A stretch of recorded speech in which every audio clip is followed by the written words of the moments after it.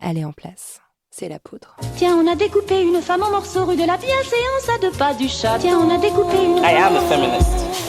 Je vous obsède avec une constance je ne me suis pas conduit qui appelle quand même l'admiration. D'une façon conforme à ce qu'on attend d'une jeune fille d'abord et d'une femme ensuite. I'm sorry that I didn't become the world's first black classic pianist. Donald Trump.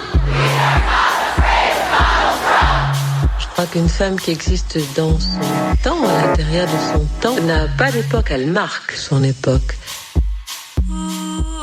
Bienvenue dans La Poudre, une conversation intime, profonde, avec des femmes artistes, activistes, politiques, des femmes inspirantes, des femmes puissantes.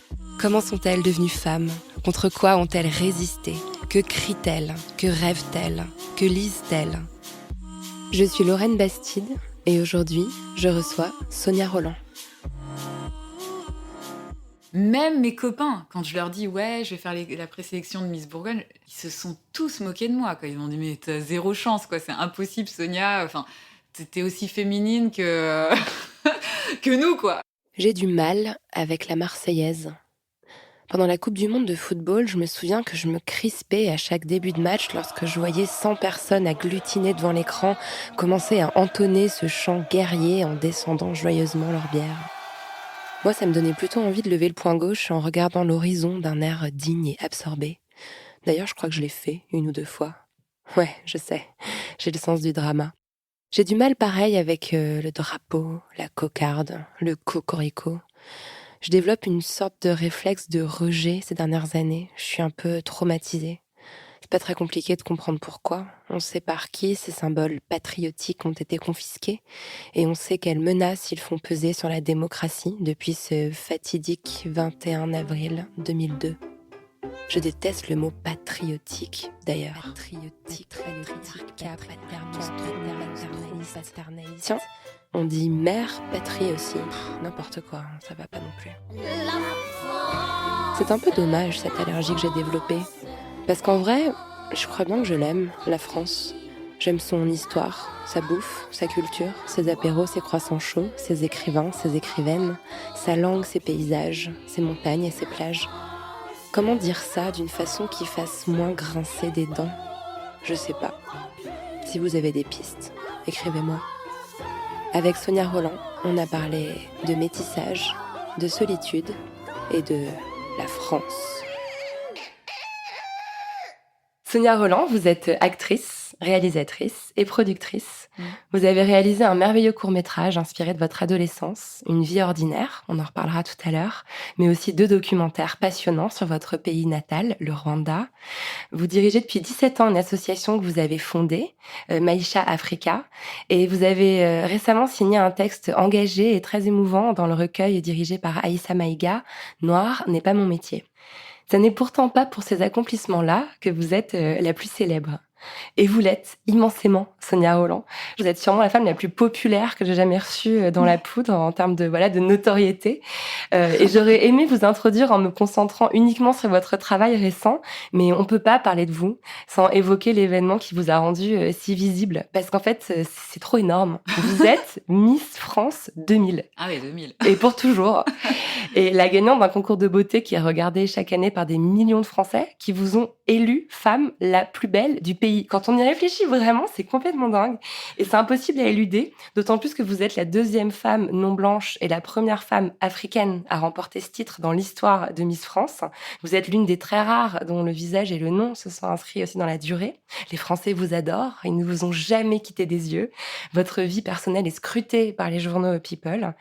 Sonia Rolland, est-ce que vous seriez une femme différente sans toute cette lumière braquée sur vous depuis que vous avez 18 ans ? Oh là là, merci pour ce résumé. Des fois, on réalise pas en fait tout ce qu'on a pu faire. D'ailleurs, quand on entreprend un projet, à chaque fois, on se dit « Oh là là, mais pourquoi je me mets cette charge sur les épaules ?» Mais non, merci. Mais non, en fait, je crois que on réalise très peu en fait ce qu'on représente pour les autres en général, et ce qui fait de nous des gens toujours dans le doute, toujours. Moi, j'ai une grande remise en question à chaque fois que j'aborde un nouveau projet ou une nouvelle étape de ma vie. C'est très étrange, mais quand j'étais petite, j'étais plutôt leader, en fait, d'opinion même. J'étais une petite nerveuse, spasmophile. J'avais toujours j'avais besoin d'exister, en fait, constamment, au sein de la famille, au sein des amis, au sein du groupe de potes. J'étais basketteuse, donc il faut pouvoir exister sur un terrain de basket. Et j'ai toujours été animée par le parcours des gens, de gens lumineux, en fait, de gens qui ont réussi de grandes aventures, de grands projets. Moi, je me suis toujours inspirée de gens comme ça, quoi. J'étais quand même un garçon manqué, très loin, en fait, des critères de Miss France, finalement. Et d'ailleurs, la rencontre improbable sur un terrain de basket s'est faite parce que j'étais dans un championnat. Et voilà, il y a un monsieur qui vient et qui me dit « Est-ce que vous avez déjà postulé pour des concours de Miss et des choses comme ça ?» Je dis « Ben non. » Et il me dit « Vous savez, voilà, il y a Miss Bourgogne, si ça vous intéresse, vous êtes en tout cas dans les profils qu'on recherche. » Alors le gars, je le regarde, j'étais quand même assez dubitative. Je lui dis, mais enfin, je vois pas en quoi je suis déjà féminine, parce que je portais mon t-shirt le maillot de Michael Jordan. Je n'avais pas vraiment une allure hyper féminine, mais il me disait que physiquement ça collait. Et puis bon, mais je l'ai un peu envoyé sur les roses, hein, et dans les roses. Et du coup, c'est mes coéquipières qui ont pris sa carte, qui en ont parlé à mes parents. Mon père, évidemment. Était hyper emballé, lui, par l'idée de me sortir déjà du HLM et de me proposer autre chose, finalement, parce que, voilà. Mais pour tout ça, pour expliquer la suite, il faudrait que j'explique déjà le début. Mais on va commencer par le début. On va revenir un petit peu en arrière pour mieux comprendre, justement, tout ça. Vous êtes née à Kigali, la capitale du Rwanda. Vous avez vécu là-bas vos premières années. C'était comment de grandir à Kigali ? C'était merveilleux. Kigali, Bujumbura, c'est rien que de l'évoquer, je revois toutes ces images joyeuses, les booms, les fêtes, les récréations dans cette école française qui était multicolore, multiculturelle, avec des accents qui venaient de partout. Moi, je me souviens d'une enfance très heureuse, vraiment, très, très, très heureuse, jusqu'au moment où il a fallu prendre des décisions. Une première fois en 89, parce qu'il a fallu quitter le Rwanda. Pour des raisons en fait professionnelles et familiales, mon père sentait quand même une certaine pression à vivre au Rwanda. Et ma mère, qui est rwandaise, mais Tutsi à l'époque, n'était pas du tout en sécurité. Et puis du coup, mon père, très attaché à l'Afrique, et par exemple au Burundi, il se dit, bon, bah, moi je vais déplacer mon imprimerie, parce qu'il avait une imprimerie, à Bujumbura, donc au Burundi. Le temps de déménager son imprimerie, il nous envoie en France et on se retrouve, on débarque en Bourgogne chez ma grand-mère paternelle. Là, vous avez 9 ans, hein, c'est ça ? Ouais. C'est avant quelques années au Burundi, c'était le premier exil en France. Oui, alors on arrive en plein hiver, on découvre la neige, le froid, on n'a même pas de vêtements chauds. En fait, c'est alors, on arrive dans un hameau de 400 habitants. Ma grand-mère avait une très jolie maison qui donnait sur toutes les collines de la Vineuse, de la Seine-et-Loire. Le truc, c'est que c'est un vrai changement de décor, c'est un vrai changement culturel pour nous. On arrive dans la France profonde, la vraie France que moi, j'ai bien connue, voilà, très rurale, et pour laquelle j'ai beaucoup de tendresse. Et puis, j'arrive dans une classe unique que je partage avec mon frère. Ce qui est quand même assez humiliant à l'époque. Ouais, parce qu'il a quoi ? Il a 3-4 ans de moins que vous, votre frère. Voilà, et je me retrouve dans la même classe que lui. Je prends le bus tous les matins en bas du chemin de cette petite maison dans le froid, mais le froid hivernal de la Bourgogne, de la Saône-et-Loire. Il faut vraiment l'imaginer. C'est quelque chose pour une petite fille qui vient du Rwanda, d'un pays équatorial. C'est un vrai mais choc. surtout que votre enfance au Rwanda, vous l'avez décrit dans un livre, une autobiographie que vous avez publiée en 2006 qui s'appelle « Les gazelles n'ont pas peur du noir ». D'ailleurs, je trouve ça vraiment intéressant parce on sent chez vous que vous avez eu besoin de vous raconter assez tôt, peut-être pour corriger des images un peu stéréotypales qu'on pouvait avoir d'une enfance africaine. Et on découvre que vous avez vraiment eu une enfance de petite princesse, presque. De petite bourgeoise, Ouais, très de clairement. bourgeoise. Votre père était entrepreneur, il avait du succès, votre maman issu d'une grande famille aristocratique, Tutsi. Vous avez des chauffeurs, des cuisiniers, vous avez un grand domaine où vous vous éclatez dans la nature. Enfin, c'est une enfance qui fait rêver, qui a l'air complètement magique quand on la lit décrite comme ça. Oui, c'est une enfance sans problème en fait. Et puis entourée d'une multitude de gens qui travaillent à la maison. Alors il y a la nounou, il y a le chef Charles, il y avait le gardien et puis le gardien de nuit. Enfin bref, il y avait toujours du monde à la maison. Très peu les parents finalement parce que papa travaillait énormément. À tel point que par exemple les week-ends, quand le dimanche ma mère lui imposait d'aller bruncher avec ses enfants pour passer un peu de temps avec nous, eh bien on devait manger très très vite pour retourner à l'imprimerie avec lui. Ouais. Et c'est comme ça que moi j'ai appris par exemple à écrire à l'envers parce que les machines à imprimer à cette époque-là, c'était des petites lettres en métal qu'on devait placer donc pour faire des phrases. Et moi j'écrivais pour mon père, enfin il me donnait des missions et puis donc j'écrivais À l'envers. en faisant attention à l'orthographe et tout. Ah ouais, à l'envers. C'est génial. Déjà dès 9 ans, quoi. Mais du coup, ça a créé beaucoup de problèmes et ça a renforcé ma dyslexie. Donc, C'est pas vrai, ouais, c'est intéressant, mais oui, forcément, quand on est en pleine formation en plus, quand complètement. on apprend à écrire dans ce sens-là, j'imagine. Oui. Et comment vos parents vous parlaient quand vous étiez petite? Quel type d'éducation vous avez reçu? Ah, moi, j'ai une très belle éducation. Hein. Alors, ce qui est intéressant, c'est que ma mère, dans la mentalité, dans la culture rwandaise, la mère transmet les valeurs, transmet l'héritage finalement familial. Donc moi, c'est vrai que ma mère a toujours été très vigilante sur cette transmission, justement. Papa, lui, c'est un amoureux de l'Afrique, donc il parlait très peu de l'Europe, très peu de la France, en fait. Quand il en parlait, c'était très... Enfin, moi, j'ai pas souvenir d'avoir entendu souvent parler de la France, en fait, au Rwanda.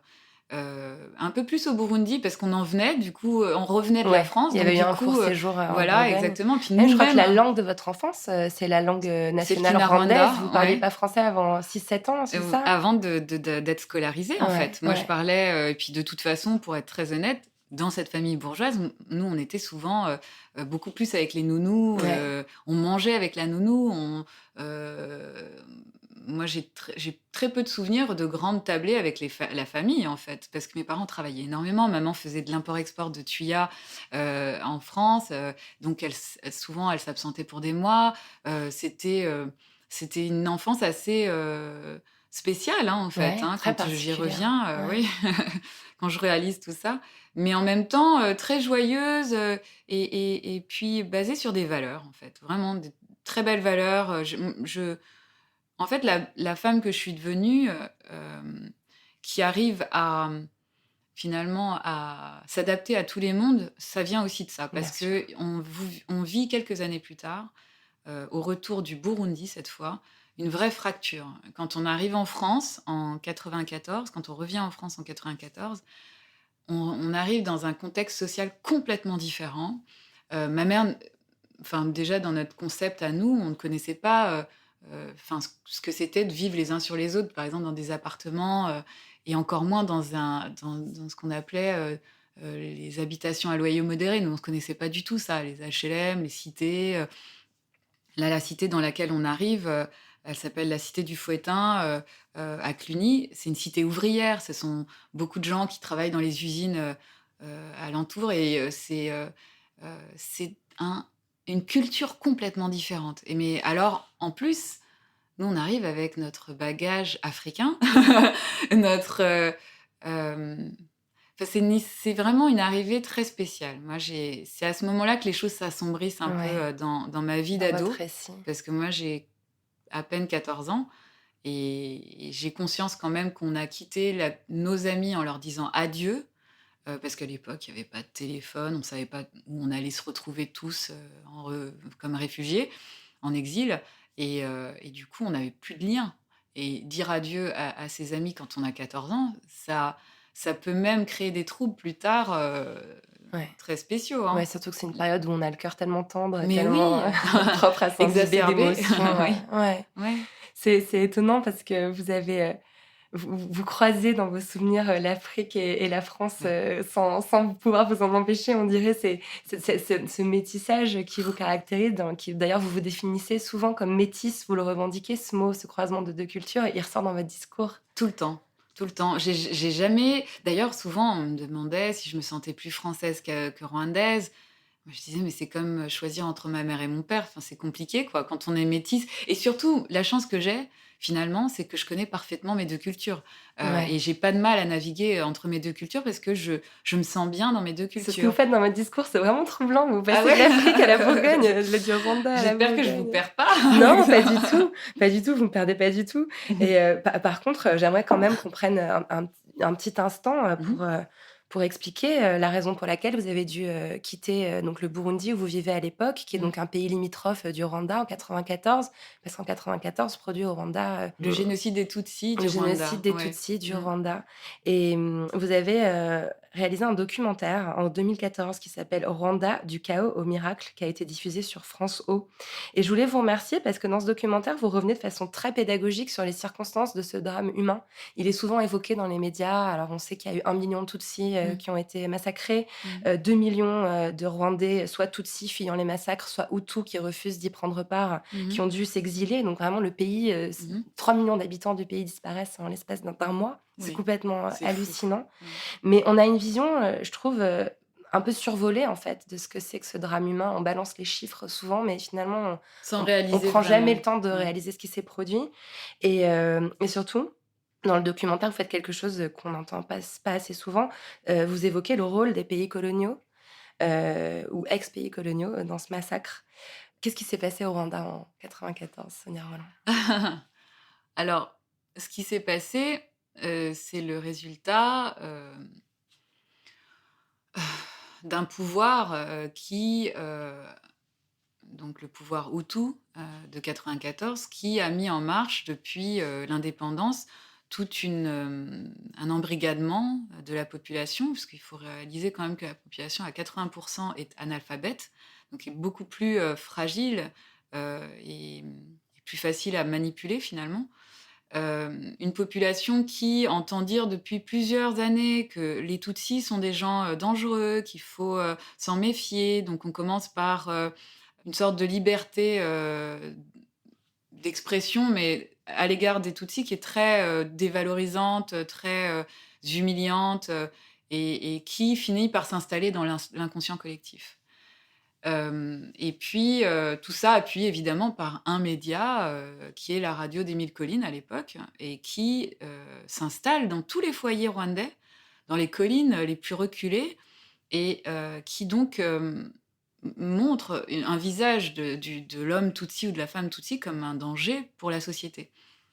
À côté de ça, il faut revenir avant les années 70, 63 même, quand la colonisation décide de rendre le Rwanda indépendant, elle place le pouvoir aux mains des Hutus, qui avaient vécu une certaine frustration. Ce sont des gens qui avaient vécu certainement énormément de frustration parce que le Tutsi existait beaucoup plus dans la hiérarchie, on va dire. Dans la période coloniale, les Exactement. colons belges avaient dans un premier temps confié le pouvoir aux Tutsis. D'ailleurs, vous l'expliquez dans en le les documentaire, valorisant. c'est délirant. C'est-à-dire qu'à un moment donné, la division en deux ethnies, c'est une invention des colons. C'est complètement inventé. Il y en a qui sont plus grands, avec le nez plus long, donc ils sont plus proches de nous, donc on va leur donner le confier. Enfin, c'est complètement fou. C'est de manière totalement triviale. Ils ont même séparé des familles complètement... ils ont déstructuré, en fait, comment dire, ils ont cassé la structure rwandaise. Alors qu'au fond, Tutsi et Hutu, c'était des castes, en fait. C'était même pas, il n'y avait pas de critères physiques, c'était des castes. Alors, il y avait des bergers, il y avait des agriculteurs, et chacun avait son rôle dans la société rwandaise. Et la colonisation arrive avec ses critères à elle, et elle les impose dans une structure, oui, elle brise cette structure. Une espèce de façon arbitraire de décréter que ce sont deux ethnies différentes. Le mot ethnie, il apparaît à ce moment-là, avec la colonisation. Enfin, vraiment, moi, ça m'a fait exploser le cerveau, en fait, parce que j'avais évidemment lu des choses dessus, mais j'avais pas vraiment réalisé à quel point c'était une invention arbitraire, en fait, de l'Occident. Et alors, vous imaginez qu'à cette époque-là, tous les Tutsis qui fuient le pays pour l'Ouganda ou pour d'autres frontières, par exemple au Congo ou au Burundi, donc rwandais, euh, n'ont qu'une envie, c'est de revenir au Rwanda. D'ailleurs, c'est assez inédit en Afrique qu'un peuple veuille à ce point revenir dans ce pays. Ouais. Alors, évidemment, il y a une armée qui se crée en Ouganda, qui s'appelle le FPR, un mouvement politique aussi qui se crée, qui s'appelle le FPR, qui souhaite en fait avoir sa place dans la société rwandaise avant 94. Seulement, au départ, donc il y a des accords internationaux qui se créent, ils doivent partager le pouvoir au Sénat, mais qui ne sont jamais respectés. Donc à un moment, ils veulent prendre de force cette place.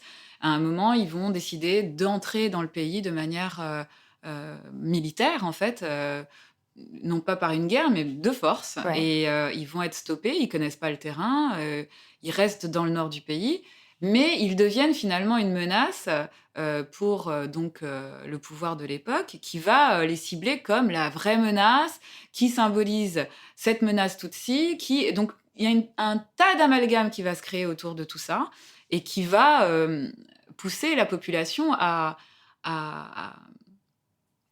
créer quelque chose d'inédit, encore une fois, c'est le génocide de proximité. C'est-à-dire qu'on va mettre en place très vite, mais tout était pensé déjà depuis un moment, parce qu'on ne met pas en place un génocide comme ça, il y a une stratégie. Quand on commence à barricader, quand on commence à mettre des checkpoints dans tous les quartiers pour pouvoir arrêter tous les Tutsis, pour les tuer sur le champ, tout ça, c'est une stratégie qui a été mise en place bien avant le génocide. D'ailleurs, souvent, on me dit « Oui, mais vous vous rendez compte, c'est quand même fou cette histoire, ils se sont entretués. » Je dis « Non, déjà, on ne s'est pas entretués au Rwanda. C'est pas le mot. Il y a une cible qui a été celle des Tutsis et d'une population ou des Hutus modérés, des gens qui n'adhéraient pas forcément à la doctrine du pouvoir de l'époque, du Hutu Power. Et puis, cette fameuse menace qui est le FPR, comme on l'entendait à l'époque, est aujourd'hui devenue le symbole de la libération, parce que personne n'a aidé le Rwanda durant le génocide. Au contraire, on a permis l'évacuation d'un côté vers le Congo de pas mal de génocidaires. Certains aussi ont pris des hélicoptères pour partir vers l'Europe.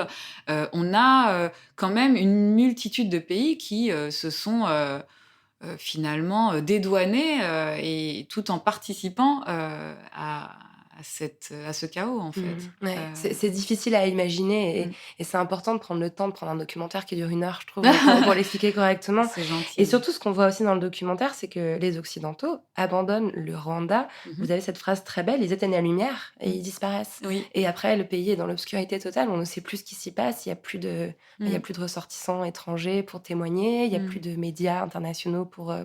C'est Et nous, l'obscurité, quoi. La famille Roland était au Burundi à ce moment-là. Et c'est vrai qu'on vivait une certaine frustration. Maman, qui était une femme très connectée, qui avait un très grand réseau, puisqu'elle faisait partie d'un réseau de l'intelligentsia rwandais, en fait, et Tutsi. Honnêtement, moi, je l'ai vu souvent prendre le téléphone, essayer d'appeler les ambassades, essayer d'appeler le Quai d'Orsay en France, pour dire, attention, vous êtes en train... Déjà, vous avez fait le mauvais choix. Parce que très clairement, ils avaient pris position à l'époque, ils soutenaient le pouvoir en place.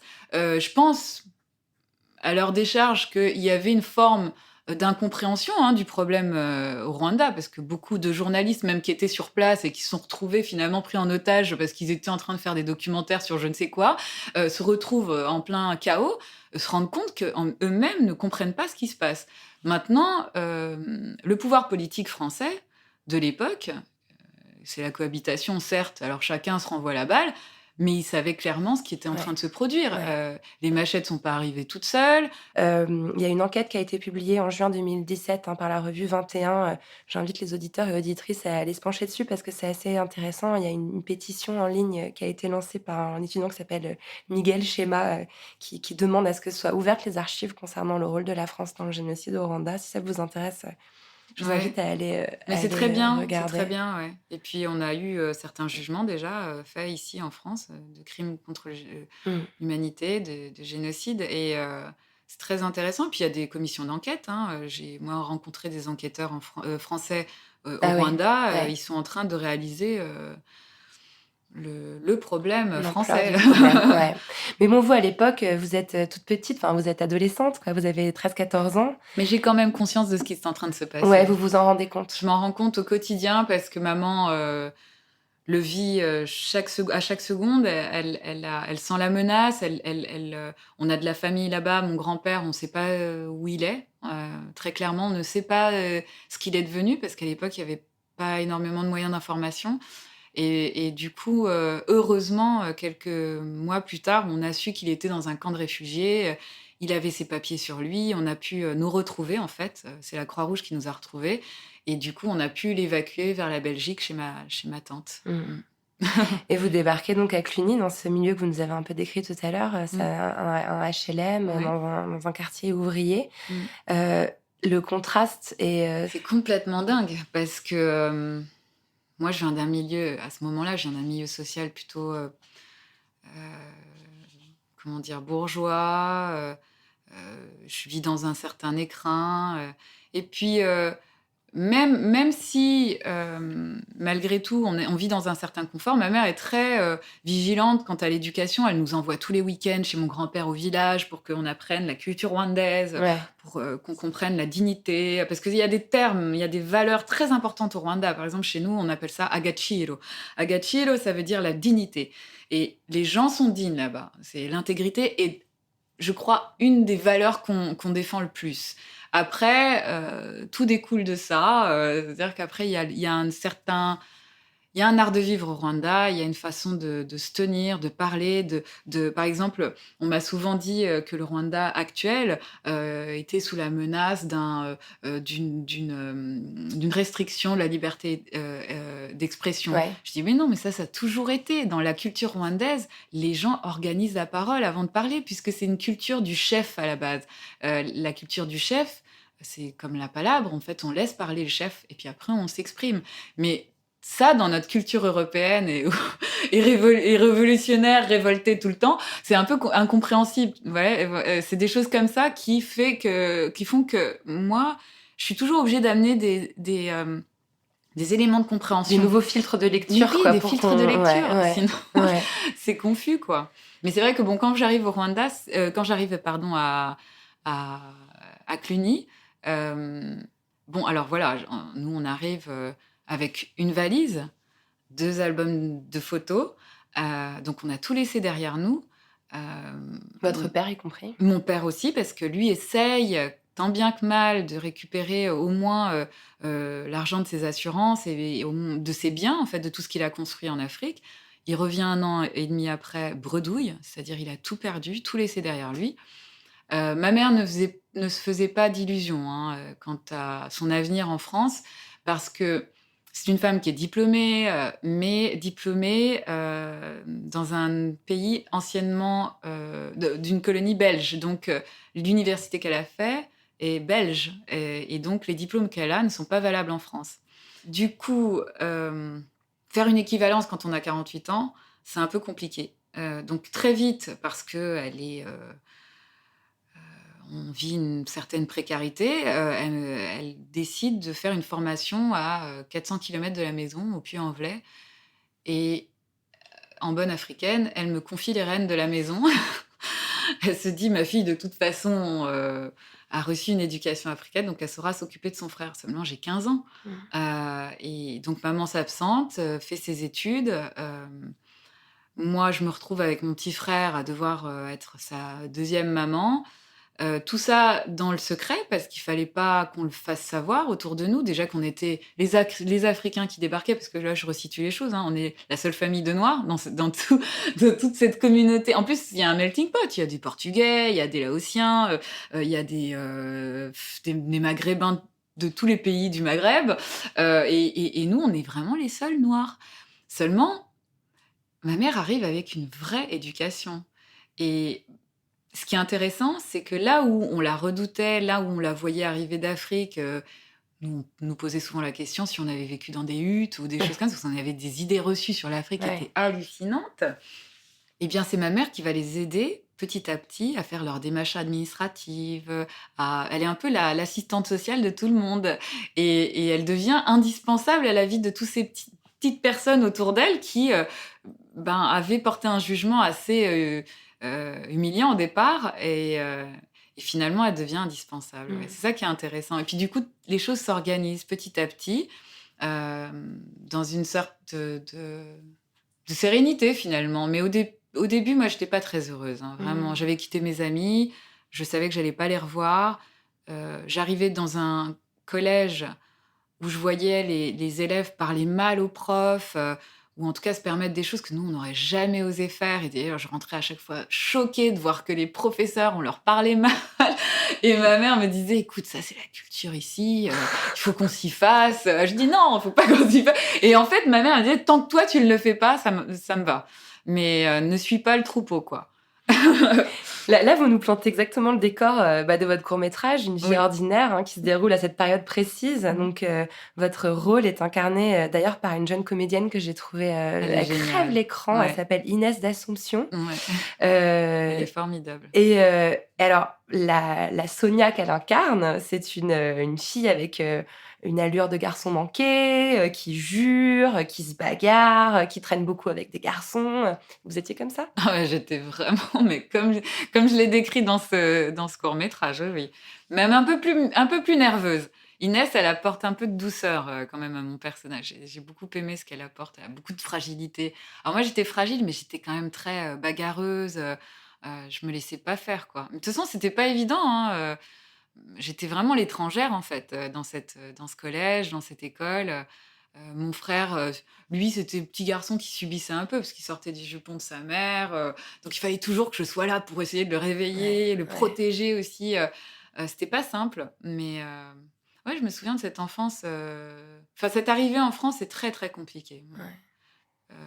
En fait, le problème, c'est que je pouvais même pas en parler à mes copains. Parce que leur expliquer la guerre, leur expliquer le génocide au Rwanda, leur expliquer tout ça, alors que nous, finalement, au moment du repas, quand on mettait le journal télévisé, parce qu'il y avait toujours un fond sonore de la télévision allumé, c'était le génocide, les gens qui mouraient par milliers tous les jours, et nous, totalement impuissants face à ce qui se passait là-bas. Tout en espérant récupérer notre grand-père, retrouver nos cousins ou cousines qui étaient restés là-bas. Ma mère, ça a été une période très difficile pour elle, parce que même pour mon père était resté au Burundi parce qu'il est français, donc il risquait rien. Mais il nous a envoyés, nous, parce qu'il savait les menaces qui pesaient sur... Pour votre mère, c'était évidemment très dangereux de rester là-bas. Ah oui. Oui, donc comment expliquer ça à des adolescents dans un collège de Bourgogne, quoi ? Ouais, qui vous imaginait dans une hutte quelques mois plus tôt, non ? Donc, non, c'est compliqué. C'est compliqué. Alors, on tait beaucoup de choses, on se mure dans une forme de silence, et puis on se conditionne finalement dans une forme de une sorte de solitude, en fait. Ouais. À 18 ans, vous arrivez à convaincre vos parents de vous laisser filer à Paris, passer votre bac. Vous vous retrouvez au lycée Condorcet. Oui. Vous vous rappelez de comment vous voyez votre avenir à l'époque, à ce moment précis ? Déjà, j'avais prétexté d'être très amoureuse d'un garçon pour partir, parce que sinon ma mère ne m'aurait jamais laissé partir toute seule. Donc je partais en confiance. Ma mère était très confiante. Mais arrivée à Paris, moi, j'y voyais surtout la liberté, les sorties. C'était l'époque du bain-douche. C'est l'époque des rendez-vous avec ma meilleure amie, Caroline, à Châtelet, tous les mercredis, pour faire du lèche-vitrine, parce qu'on n'avait pas vraiment les moyens de s'acheter ce qu'on voulait. Des petits boulots aussi, parce que finalement, même si j'étais... dans ma dernière année de lycée, il fallait quand même vivre à côté. Donc, j'enchaînais plein de petits boulots. Je gardais un petit garçon et je faisais la plonge dans un Pizza Hut à partir de 11h jusqu'à 1h du matin. Donc, c'était pas la vie rêvée, mais ce sentiment de liberté me donnait des ailes, quoi. Je me rapprochais aussi d'une ville qui me faisait rêver, mais pour d'autres raisons. Moi, je voulais être comédienne depuis très longtemps. Et en même temps, je ne savais pas par où commencer. Je ne savais pas, parce que je savais qu'il fallait peut-être passer par le conservatoire, mais je n'avais pas encore mon bac en poche. Donc, il y avait beaucoup de choses comme ça. Et je suis une impatiente. Moi, j'avais besoin d'aller vite dans tout ce que je voulais faire. Et bizarrement, je quittais quand même la Bourgogne pour Paris et pour Joinville-le-Pont. Euh, je me retrouve donc dans un championnat parce que je redescendais quand même à Cluny en Bourgogne pour faire mes championnats De basket. de basket, ouais. Et puis c'est là où on m'a proposé de me présenter à la présélection de Miss Bourgogne. Euh, et quand je rentre chez mes parents avec mon père, alors saute sur cette opportunité-là, Ouais. avec quand même très aidé par les voisins, l'entourage, tout le monde en fait, parce que moi je réalisais pas du tout ce que c'était que Miss Bourgogne et Miss France. J'avais jamais vu une élection de Miss France, hein. Je ne savais même pas à quoi ça ressemblait. Ce que je savais, c'est que c'était un truc très féminin, alors j'arrivais même pas à me projeter dedans. Et puis, mais mon père était persuadé, parce qu'il savait mon désir de faire de la comédie, d'être actrice, il savait que c'était peut-être une manière de m'approcher un peu plus concrètement, disons, plus concrètement de ce rêve-là, quoi. Alors Miss France, ça vous tombe sur la tête, en fait, c'est très très vite. Hein. Vous venez de nous décrire, voilà, on vous repère sur un terrain de basket, il y a l'élection de J'avais Miss Bourgogne.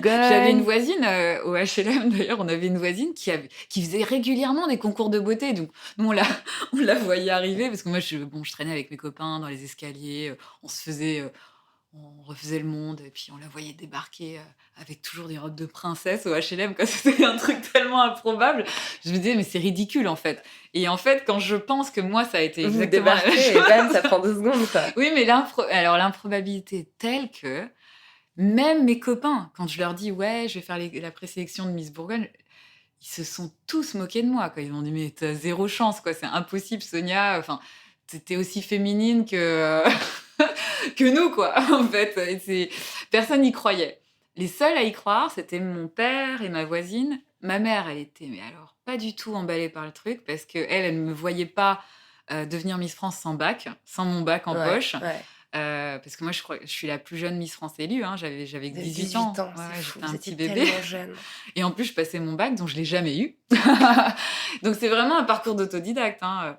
Mais quand même, j'avais promis à ma mère que si je devenais Miss France, j'essaierais quand même de passer mon bac durant mon année de Miss France qui a été impossible. Évidemment. Impossible. J'étais sur les routes de France tout le temps avec Madame de Fontenay. Enfin, on n'avait vraiment pas le temps, quoi. Donc voilà. Mais du coup, j'ai regardé la vidéo de votre élection.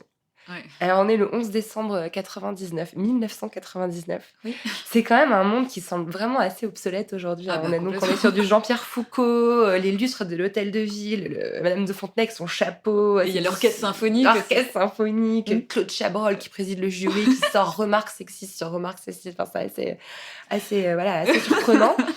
Quand même, on peut pas l'éluder. Miss France, c'est pas un événement très féministe. Ah non, pas du tout à l'époque. Les surtout. associations d'ailleurs, elles l'épinglent très régulièrement. Osez Féminisme se font un communiqué de Ah, presse mais chaque j'adore année. ça, chaque année, ouais. Mais vous montez toujours au créneau pour défendre Miss France. Oui, Pourquoi? mais pas que pour défendre Miss France, pour défendre une forme de liberté aussi, parce que finalement, est-ce que ça, c'est pas une forme de féminisme que d'assumer son corps, d'assumer aussi ce que peut représenter une certaine forme de féminité à ce moment-là, bien précisément. En fait, ce qui est très difficile parfois, et souvent quand on se retrouve face à des féministes très dures, c'est cet argument de... c'est toujours des termes hyper réducteurs. Femmes-objets, des femmes-objets, voilà, exactement. Ouais. Mais on n'est pas forcé. Sexualisation. Oui, déjà, on n'est pas forcé de le faire. Nous, on le fait parce qu'on a envie de le faire. Ensuite, alors, par rapport à la moyenne des jeunes femmes de l'âge de celles qui se présentent à l'élection de Miss France, elles sont beaucoup plus diplômées, en fait. Donc déjà, ça remet beaucoup de choses en perspective. Et du coup, ça contre un petit peu ce discours redondant depuis des années. Alors, c'est vrai qu'à l'époque, il y avait un truc très princesse, un peu désuet comme ça, mais en même temps... j'essaye toujours de trouver des arguments pour défendre Miss France. Non, mais moi j'ai l'impression qu'un de vos arguments c'est la sororité. Bah oui, c'est la sororité. Quand vous décrivez voilà l'ambiance qu'il peut y avoir entre les Miss, j'ai l'impression que vous trouvez aussi peut-être vous décrivez une adolescence très seule et là d'un seul coup vous dites que vous avez trouvé une famille, des gens avec des qui vous filles pouvez avec lesquelles je me partager retrouve. Oui.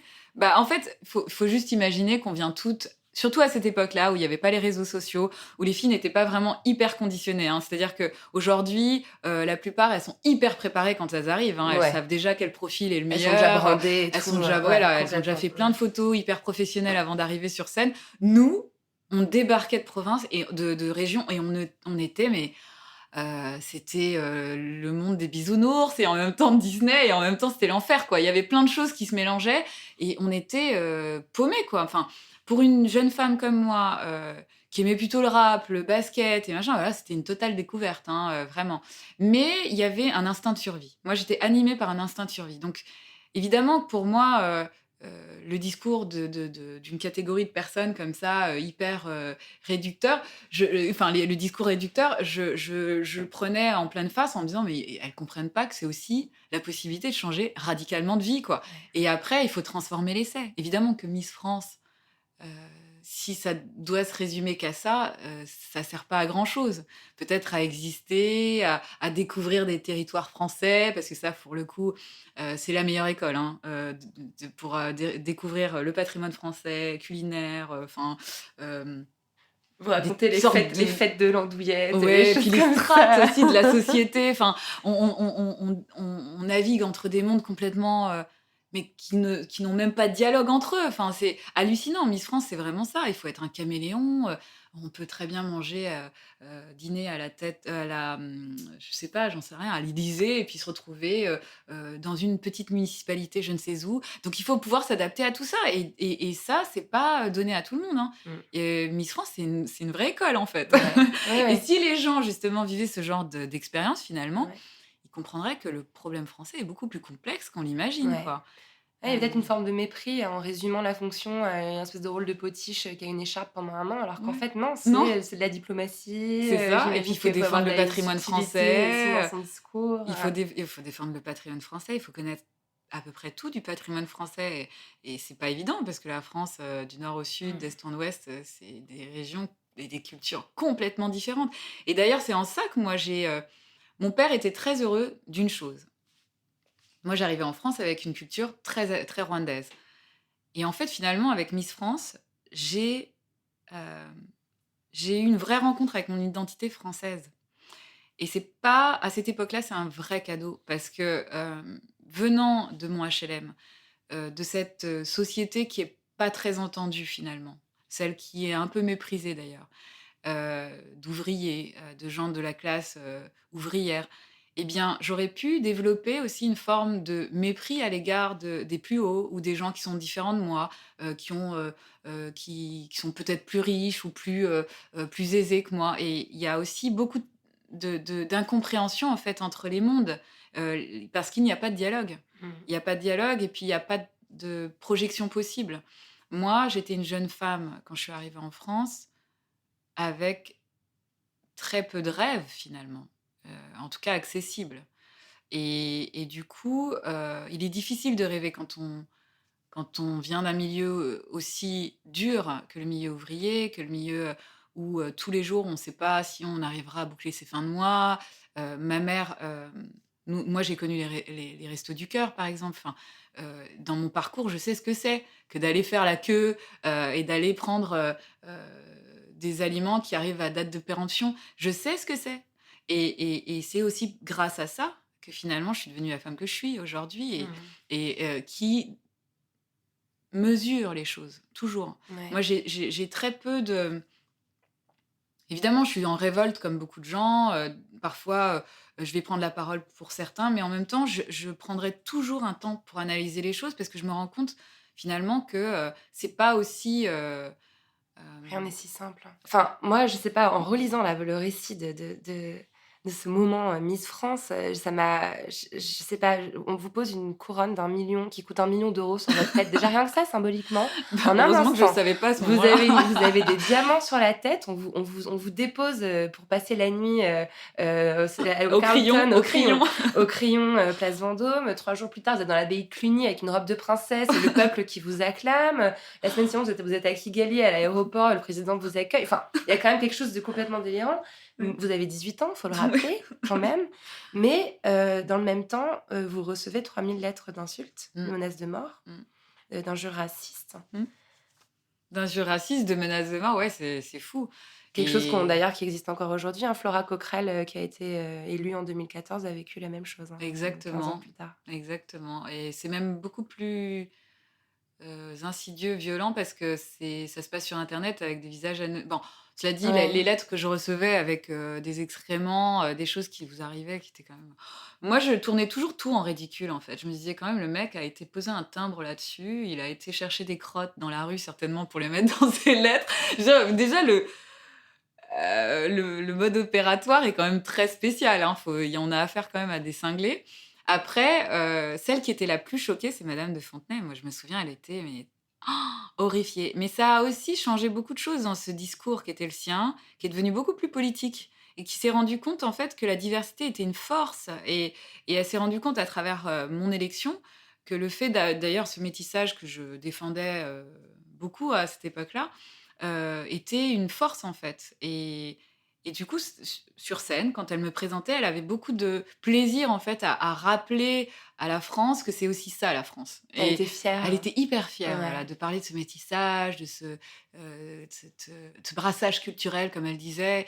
Et du coup, c'est vrai que même dans la mentalité finalement, parce que mine de rien, on s'en rend pas compte, mais Miss France s'invite dans toutes les régions pour faire toutes les élections, en fait, régionales Ouais. pour la future Miss France, enfin celle elle aura à couronner.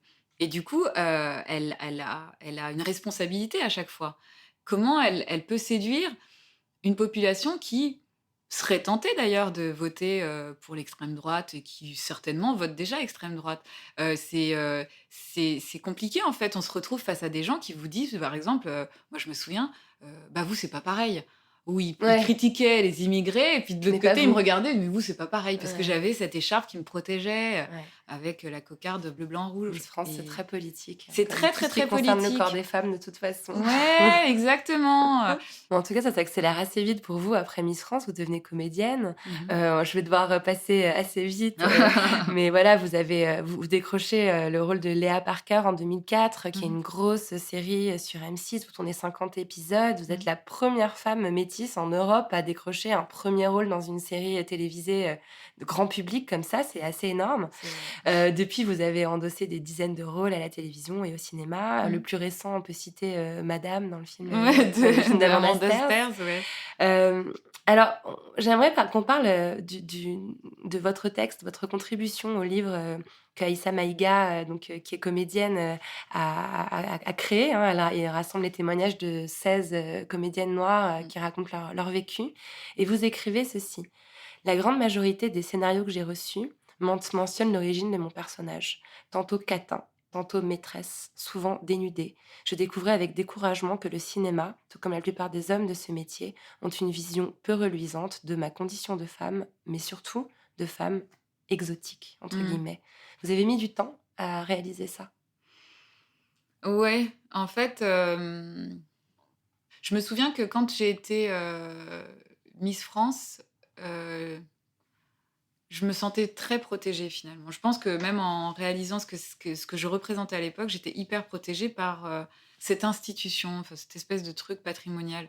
Et, euh, et en même temps, jusqu'à présent, en fait, je me sens assez protégée par ça, finalement, parce que ce statut, finalement, que j'ai acquis avec ce titre de Miss France, m'a beaucoup protégée, parce que la population que je vais rencontrer dans les festivals ou autres font référence souvent à Miss France. C'est marrant. En fait, on vous a épinglé une cocarde bleu-blanc-rouge sur la poitrine. C'est drôle, hein, symboliquement, quand même. Ouais, Et ça ouais. vous a donné une espèce Ouais.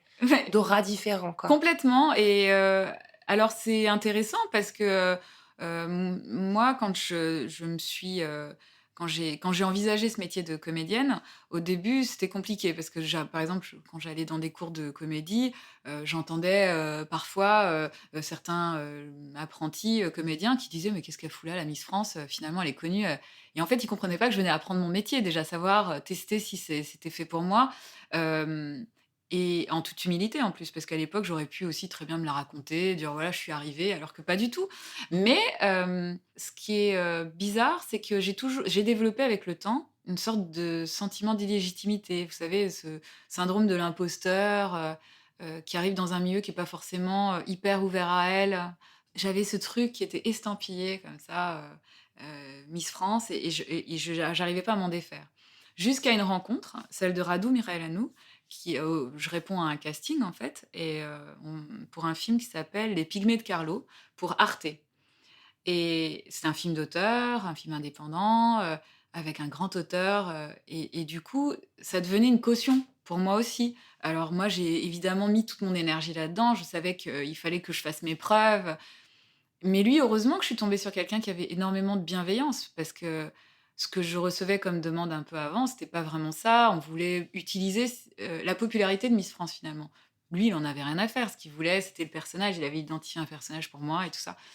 Et il m'a fait énormément de bien, parce que c'est lui qui m'a appris à me défaire finalement de tous les automatismes qui étaient les miens en tant que Miss, justement, qui devait plaire à tout le monde, être toujours disponible à tous. Ouais. Et ça, c'est un métier, hein, finalement. Miss France, c'est une forme de paraître. Ouais.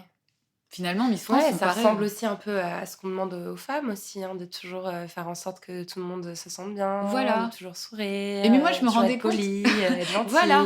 Et moi, je me rendais compte qu'en fait, quand j'abordais des sujets politiques ou des sujets liés finalement à ce que j'étais, très vite, je faisais soit peur, soit je disais, mais attends, pour qui elle se prend? Enfin, je veux dire, il voulait absolument que je reste dans cette place de Miss qui se résume à ça, quoi. Voilà. Et moi, il y a un moment, ça m'a vraiment gavée, quoi.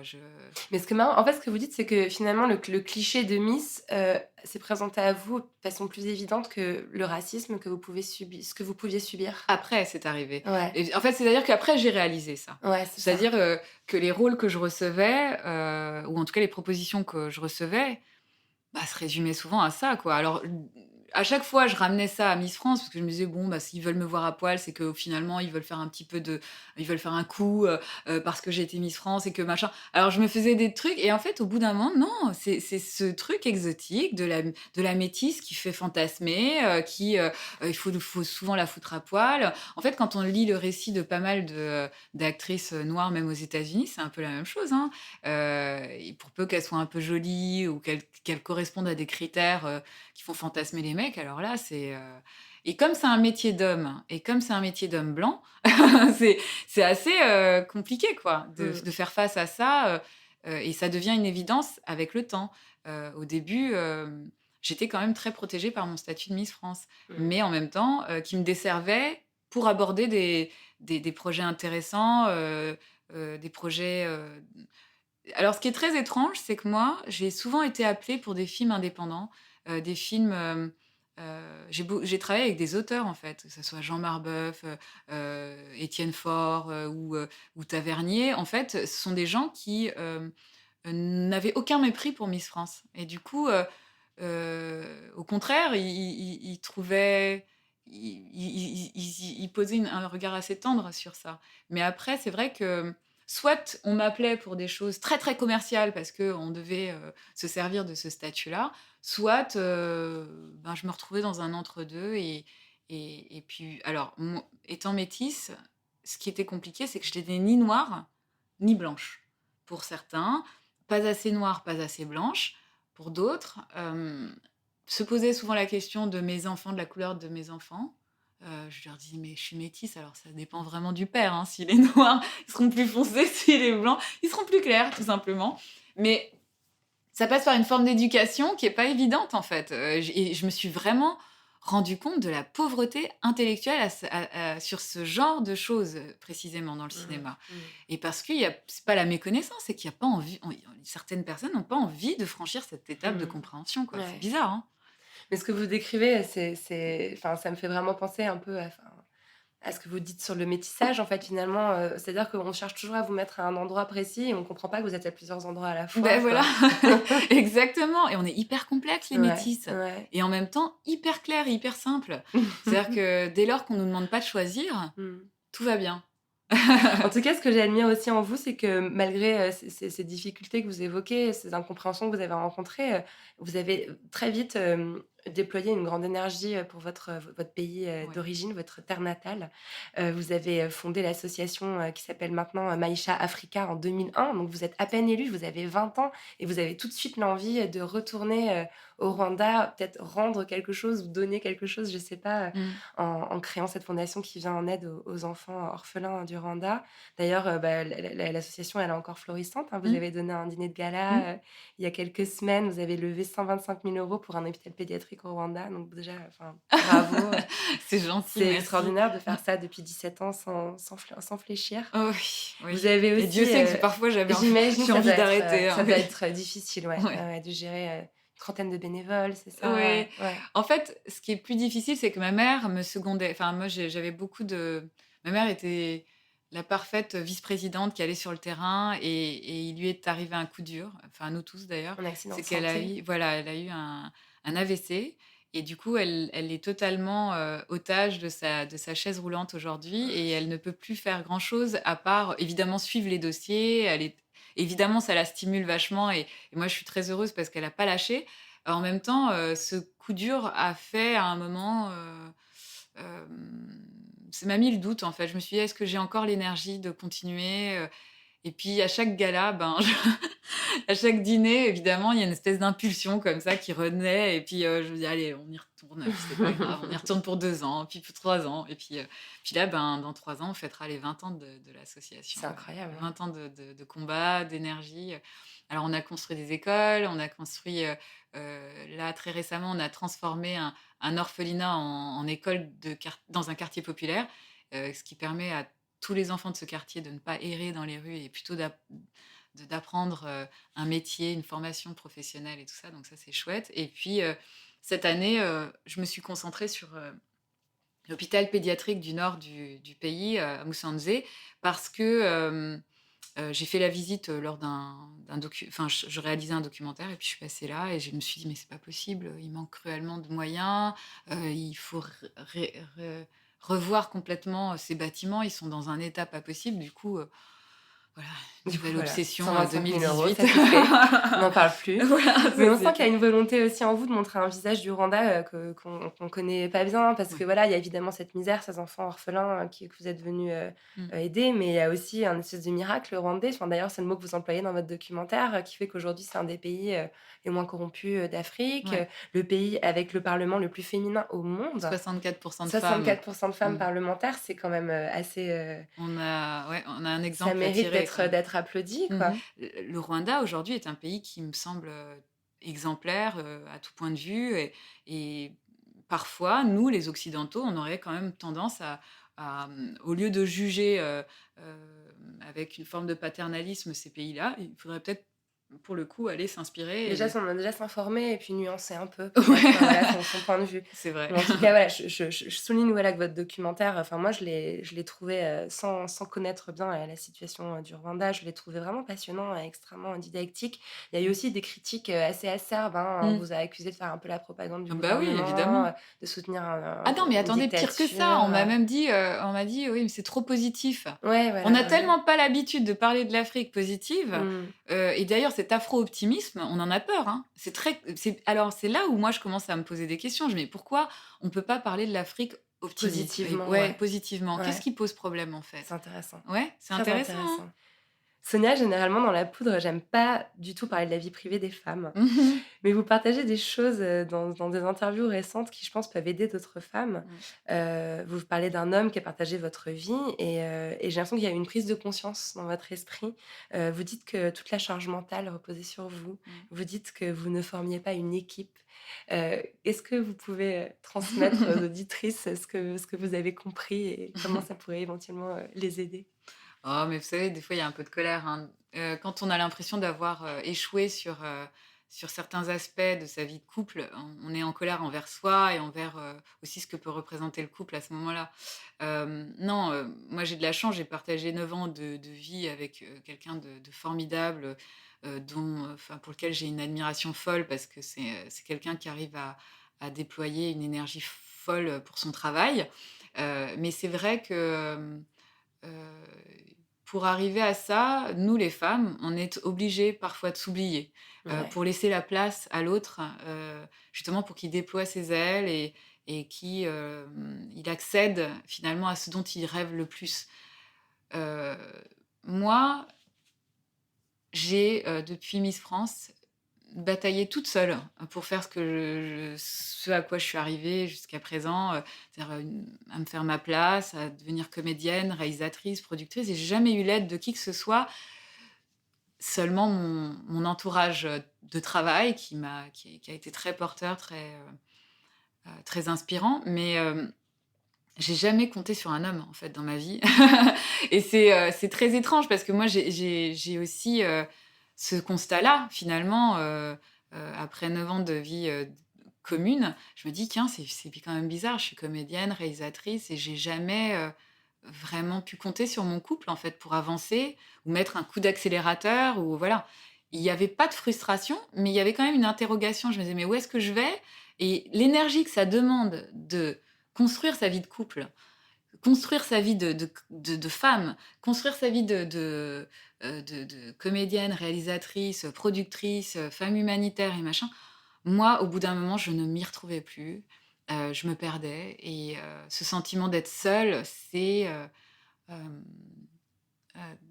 développé à tel point que je me disais: «Mais au fond, c'est peut-être mieux toute seule, en fait». Ouais. C'est bête, mais c'est peut-être Non, mieux je toute trouve pas seule. ça bête du tout, en fait. Lorraine partage absolument Non, mais mon c'est point de vue. c'est terrible. Enfin, ce que je ressens, quand je lisais cette interview, ça me parlait et Mmh. ça ressemble aussi, enfin, on a plus ou moins le même âge, Mmh.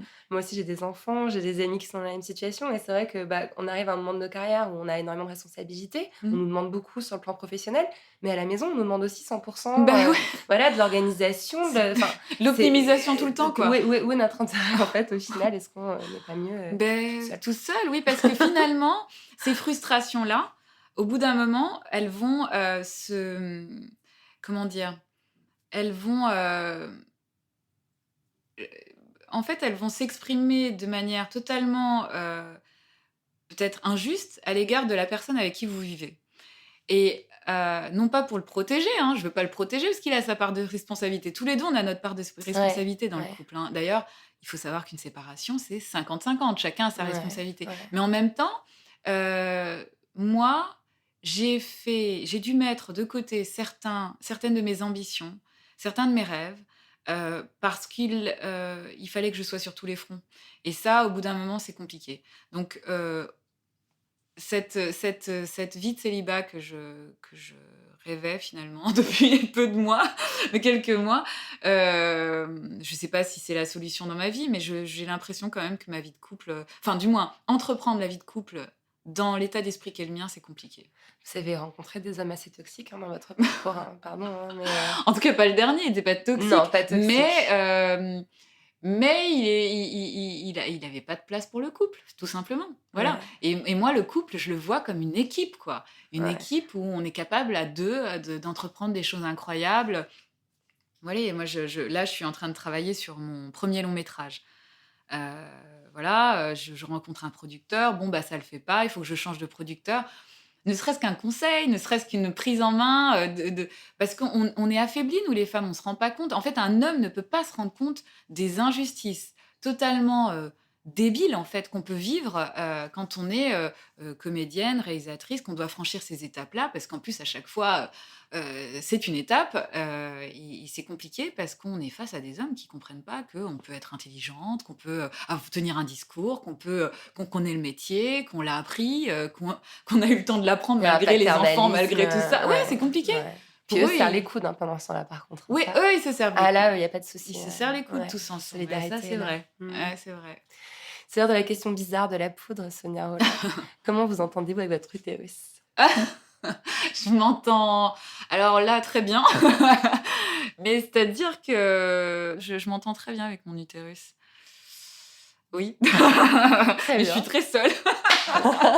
Il est très seul, mon utérus. Il est seul, mais il a travaillé, vous avez donné 2 filles? 2 très belles filles, ouais, 2 très gros bébés. Non, non, mais je m'entends très bien avec mon utérus. En tout cas, je m'entends très bien avec moi, avec ma féminité, avec moi. aujourd'hui, beaucoup plus que... Et plus que jamais, d'ailleurs. Ouais. Bravo pour ça. C'est gentil, merci. Est-ce que vous avez accès à votre chambre à vous? Pas encore, je suis en plein déménagement, mais bientôt. Bientôt, ouais. Non, mais juste l'idée de recréer un cocon. Et là, un cocon de fille, en fait, parce que j'ai 2 filles. Donc, ça va être un vrai cocon de fille. Ça va être assez... C'est une nouvelle vie, quoi. Une nouvelle étape de ma vie. Ouais. Ça évoque quoi pour vous, la poudre? La poudre. Déjà, le temps de pouvoir échanger. Ça évoque la sororité. Et puis, ça évoque la liberté. Ouais, la liberté d'expression. Merci beaucoup, Sonia Rolland. Merci. Et de la bienveillance. Toujours. C'est vrai. Merci à Sonia Rolland d'être venue faire parler la poudre avec moi. La poudre est une émission produite par Nouvelles Écoutes. Elle est réalisée par Aurore Meyer-Mailleux, avec à la préparation et à la prise de son Zisla Tortello, à la programmation Laura Cuissard et au mixage Laurie Galigani. Le générique est une variation sur la chanson L'appétit de Bonnie Banane. Vous aimez l'émission ? Je vous aime aussi. Et s'il vous plaît, dites-le moi avec des étoiles, 5 de préférence, sur l'application Apple Podcast. Cela aide la poudre à essaimer. Pour faire parler la poudre sur les réseaux sociaux, rendez-vous sur Instagram @lapoudretv, sur Twitter @lapoudreme et sur Facebook sur la page La Poudre Podcast. La Poudre, c'est aussi une newsletter à laquelle vous pouvez vous abonner sur le site nouvellesécoutes.fr, puis cliquer sur La Poudre. Cela sera l'occasion de découvrir Bouffon, Queer, Commencer, Quoi de Meuf, Splash, Vieille Branche, bref, toutes les émissions merveilleuses que nous produisons. Vous l'avez sûrement remarqué, La Poudre aime les livres. Si vous aussi, rendez-vous sur notre site La Poudre Lit, où nous recommandons toutes les 2 semaines des ouvrages pour aller plus loin après l'écoute des épisodes. À très vite et continuez de faire parler la poudre.